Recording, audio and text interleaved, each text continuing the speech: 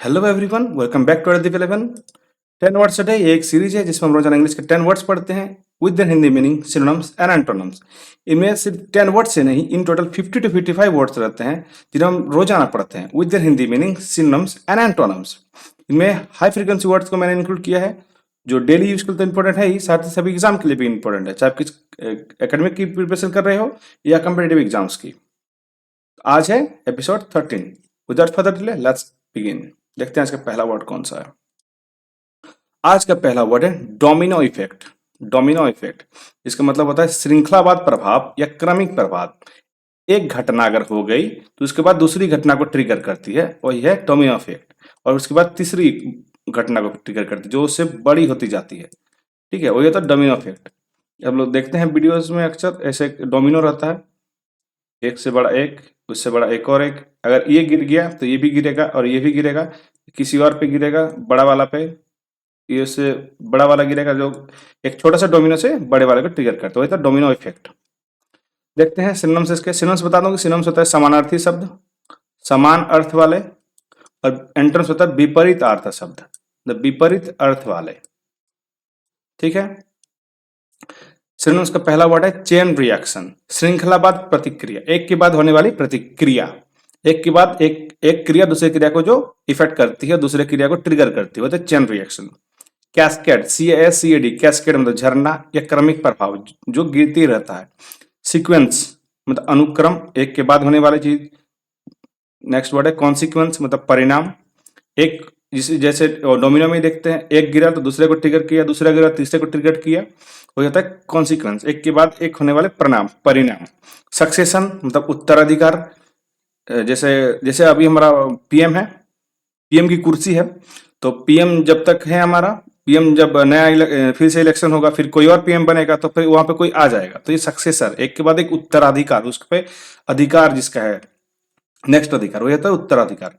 Antonyms देखते हैं। Antonyms है आइसोलेशन मतलब अलगाव, इंडिपेंडेंस मतलब स्वतंत्रता, सिंगल इवेंट मतलब एकल घटना, एक घटना, डिस्कनेक्शन मतलब होता है असंभव, स्टैंड अलोन मतलब अकेला, अकेला जो खड़ा होता है, स्टैंड अलोन। सेंटेंस देखते हैं। The bankruptcy of one big company created a domino effect on smaller business.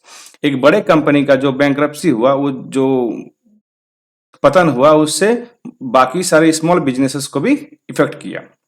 Next word की तरफ चलते हैं। नेक्स्ट वर्ड है रिपल इफेक्ट। रिपल इफेक्ट मतलब तरंग प्रभाव या फैलता असर। पानी में हम लोग देखते हैं कि पानी है एक तालाब में या फिर एक पॉन्ड में या किसी भी जगह पे, छोटी जगह पे, अगर हम इसमें एक छोटा सा पत्थर फेंक देते हैं तो इससे क्या होता है, एक इफेक्ट पड़ता है पानी पे, उसके धारा पे, और वो एक ऐसे बनाता है, लहर बनाते हैं, वही होता है रिपल इफेक्ट, तो तरंग बनाता है। सिनोनिम्स देखते हैं। सिनोनिम्स से आफ्टरमैथ, आफ्टरमैथ मतलब परिणाम, आफ्टर मतलब परिणाम, जैसे हम लोग यहाँ पे पत्थर फेंके, उसके बाद जो परिणाम आया। कॉन्सिक्वेंस मतलब नतीजा, ऑब्वियसली रिजल्ट, नतीजा, पत्थर फेंकने से ही ये बना है। स्प्रेड, स्प्रेड मतलब फैलाव। इम्पैक्ट, इम्पैक्ट मतलब प्रभाव। एक्सपेंशन, एक्सपेंशन मतलब विस्तार, ये बढ़ रहा है, एक छोटा सा इम्पैक्ट हुआ, फिर थोड़ा सा और बड़ा उसका लहर, फिर थोड़ा सा और बड़ा, तो ये क्या हुआ, विस्तार हुआ, एक्सपेंड हुआ। एंटर्म्स देखते हैं। एंटर्म्स से स्टैग्नेशन मतलब ठहराव, एक जगह पे ठहर गया। कंटेनमेंट मतलब सीमित रखना। आइसोलेशन, आइसोलेशन मतलब अलगाव या अलगाव। स्टिलनेस, स्टिल मतलब होता है स्थिरता, एक जैसा। इनएक्टिव निष्क्रियता, जो स्थिर है एक जैसा है, कोई एक्टिव नहीं है, होता इनएक्टिव। सेंटेंस देखते हैं। His small act of kindness created a ripple effect in the community. कोई इंसान है जो एक दया दिखाया तो उसके बाद बाकी सब भी दया दिखाने लगे, तो ये एक कम्युनिटी से ये बड़ा होते गया, तो ये रिपल इफेक्ट हुआ, एक के दया दिखाने से बाकी सब भी इसमें शामिल हो गए। नेक्स्ट वर्ड है हमारा बटरफ्लाई इफेक्ट। बटरफ्लाई इफेक्ट क्या होता है, सूक्ष्म कारण से बड़ा परिणाम, कोई छोटा कारण से बड़ा परिणाम। जब हम लोग देखते हैं बटरफ्लाई, ऐसे बटरफ्लाई है, सॉरी ऐसे ऐसे रहता है बटरफ्लाई, बटरफ्लाई ऐसे कुछ रहता है बटरफ्लाई। इसके यहाँ पे दो एंटीना है, ये सब जो इनके इसके विंग्स है, ये जो अप एंड डाउन होता है, तो जब इसके विंग्स अप एंड डाउन होते हैं तो ये इसका सामने का जो एयर है उसमें भी एक लहर आती है, ऐसे ऐसे, तो ये क्या होता है, धीरे धीरे बढ़ते जाता है, इसका जो फ्रीक्वेंसी वो बढ़ते जाता है, तो ये होता है बटरफ्लाई इफेक्ट। सूक्ष्म कारण से बड़ा परिणाम। एक बार उसने अपने विंग्स हिलाए तो उसके जो हवा का वेव है वो बढ़ता गया। सिनम से देखते हैं, सिनम से स्मॉल कॉज बिग इफेक्ट, छोटे कारण से बड़ा इफेक्ट होना, छोटे कारण से बड़ा असर। केओस थ्योरी, अव्यवस्था सिद्धांत। जो केओस मतलब होता है घबराना या फिर चीख चिल्लाहट, जो भी है परेशान होना। अव्यवस्था सिद्धांत, तो एक छोटे से चीख से बहुत ज्यादा छोटे से कारण से बहुत ज्यादा प्रभाव पड़ना। डोमिनो इफेक्ट, जिसको हम पढ़ चुके हैं, श्रृंखलावाद प्रभाव। कॉन्सिक्वेंस, इसके पढ़ चुके हैं। परिणाम, सेंसिटिविटी मतलब संवेदनशील। ऑब्वियसली यहाँ पे हवा संवेदनशील थी, तभी एक छोटे से इफेक्ट से ज्यादा बड़ा इफेक्ट होने लग गया, छोटे से रीजन से। एंटोन्स देखते हैं, एंटोन्स से प्रिडिक्टेबिलिटी, पूर्वानुमेयता, जो पहले से अनुमान लगा ले, पूर्वानुमेयता। स्टेबिलिटी, स्थिरता, स्टेबल रहे, स्थिर रहे, कुछ इफेक्ट नहीं हुआ। ऑर्डर मतलब व्यवस्था, अगर ऑर्डर है, व्यवस्था है तो उसमें कोई इफेक्ट नहीं होगा। सिंप्लिसिटी, सरलता, कोई चीज सिंपल है तो उसमें ज्यादा कॉम्प्लेक्स नहीं है तो क्या होगा, सरल होगा, इजी होगा, जिसमें ज्यादा कोई इफेक्ट नहीं पड़ेगा। बैलेंस, संतुलन। सेंटेंस देखते हैं, a small coding error cause a butterfly effect crashing the whole system. एक छोटे से इस कोड के गलती से पूरे सिस्टम में गड़बड़ी ला दी, पूरे सिस्टम को क्रैश कर दिया, बर्बाद कर दिया। नेक्स्ट वर्ड की तरफ चलते हैं। नेक्स्ट वर्ड है स्नोबॉल इफेक्ट, बर्फ के गोले की तरफ बढ़ता प्रभाव। अगर एक ऐसे एज है किसी हिल स्टेशन का जहां पे बर्फ गिरी हो और हम लोग यहाँ पे एक छोटा सा बर्फ का गोला यहाँ से छोड़ देते हैं, तो क्या होगा, यहाँ पे जितने भी इसके रास्ते में जितनी बर्फ आएगी ये सबको अपने साथ समेटता हुआ जाएगा, और जब नीचे पहुंचेगा तब एक बड़ा सा गोला बन जाएगा बर्फ का। तो यही होता है स्नोबॉल इफेक्ट। जब वो आगे बढ़ेगा तो अपने साथ पूरा बर्फ को लेता जाएगा। Excuse me. तो होता स्नोबॉल इफेक्ट, तो बर्फ के गोले की तरफ बढ़ता प्रभाव, अपना प्रभाव को बढ़ाते जा रहा है। सिनोनिम से एक्सकलेशन मतलब वृद्धि, चेन रिएक्शन मतलब क्रमिक प्रतिक्रिया, ग्रोथ मतलब होता है विकास, एक्यूमुलेशन मतलब होता है संचय, इंटेंसिफिकेशन मतलब तीव्रता, जिसमें तीव्रता बढ़ती जाए। एंटोनिम से रिडक्शन मतलब कमी होना, डिक्लाइन मतलब गिरावट होना, हेल्थ मतलब रुकावट जो रुक जाए, डिमिनिश मतलब घटना, कंट्रोल मतलब नियंत्रण। सेंटेंस देखते हैं, his lies created a snowball effect that become impossible to control. उसने एक जो झूठ बोला उसने एक स्नोबॉल इफेक्ट किया, मतलब वो झूठ आगे और झूठ को बढ़ाता गया जो कंट्रोल करना मुश्किल हो गया। अक्सर वो ये कहावत है कि एक झूठ 100 झूठ को जन्म देती है। जब आप एक झूठ बोलते हैं तो उसको छुपाने के लिए एक और झूठ बोलते हैं, उसको छुपाने के लिए एक और झूठ बोलते हैं, तो एक झूठ का एक सिलसिला बनते जाता है, वो होता है स्नोबॉल इफेक्ट। नेक्स्ट वर्ड की तरफ चलते हैं। नेक्स्ट वर्ड है जेनिथ, जेनिथ मतलब चरम सीमा या शिखर, चरम सीमा या शिखर। ये है शिखर, पहाड़ की चोटी, यानी चरम सीमा या शिखर। सिनोनिम देखते हैं, पीक शिखर, समिट मतलब चोटी, एक्मे मतलब उत्कर्ष, क्लाइमेक्स चरम बिंदु। मूवी का जो क्लाइमेक्स होता है वो जेनिथ होता है, वो लास्ट है, उसके बाद कुछ होगा नहीं, वही होता है जेनिथ मतलब क्लाइमेक्स। पिनेकल्स सर्वोच्च बिंदु, इसके ऊपर, इस पहाड़ में अगर हम लोग देखें तो इसके ऊपर कोई बिंदु नहीं है, यही इसका लास्ट है, तो ये होता है पिनेकल, सर्वोच्च बिंदु। एंटोनिम देखते हैं, एंटोनिम से नादिर मतलब निम्नतम बिंदु, सबसे कम वाला बिंदु, सबसे नीचे वाला बिंदु। बॉटम मतलब तल, बेस मतलब आधार, डेप्थ मतलब गहराई, लो पॉइंट न्यूनतम स्तर, जो न्यूनतम स्तर पर है, लो पॉइंट पर है। सेंटेंस देखते हैं, सेंटेंस है हमारा, his career its zenith after winning the award. किसी हम लोग एक्टर की बात कर लेते हैं, कोई एक्टर है ए, इसने एक मूवी में एक्टिंग किया और बहुत सालों तक एक्टिंग किया, मान लेते 40 ईयर्स, और बाद में इन्हें ऑस्कर मिल जाता है, ऑस्कर मिल जाता है, और ये बूढ़े भी हो चुके हैं, तो क्या हुआ, ऑस्कर मिलना मतलब एक जेनिथ मतलब एक कैरियर के चोटी पे पहुंच गए, अब इसके बाद कुछ रहा नहीं करने को, और कुछ रहा नहीं रह नहीं गया है करने को, तो जेनिथ मतलब चोटी पे पहुंच जाना। नेक्स्ट वर्ड की तरफ चलते हैं। नेक्स्ट वर्ड है अनार्की, ANRCHY, अनार्की, अराजकता या अव्यवस्था, जिसमें कोई व्यवस्था ना हो, ऑर्डर ना हो, अराजकता हो, वही होता है अनार्की।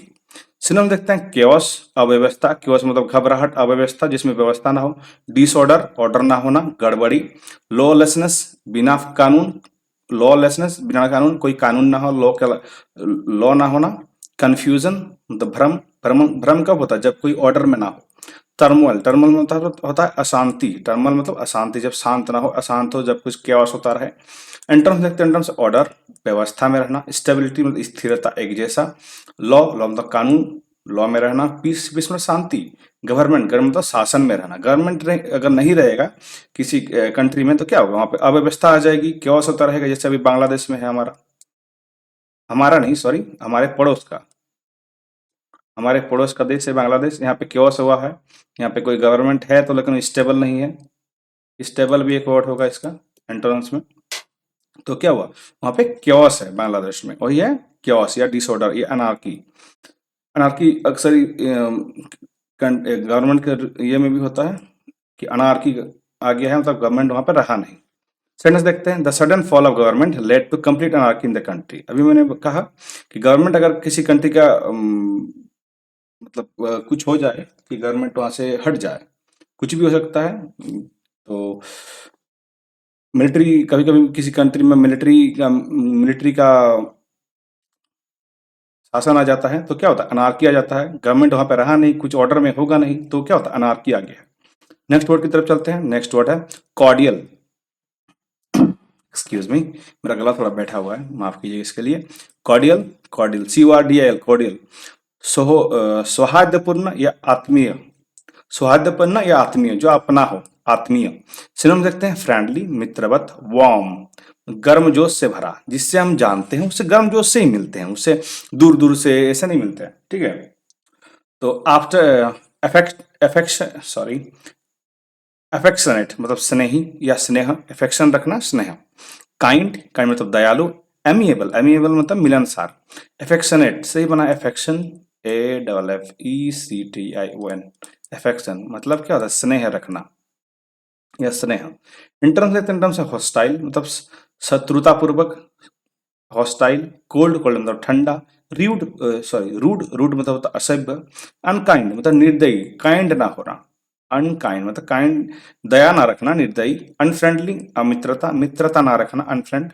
अक्सर हम लोग अनफ्रेंड कर देते हैं किसी को सोशल मीडिया पे, वही होता है अनफ्रेंड करना, मतलब मित्र से हटा देना।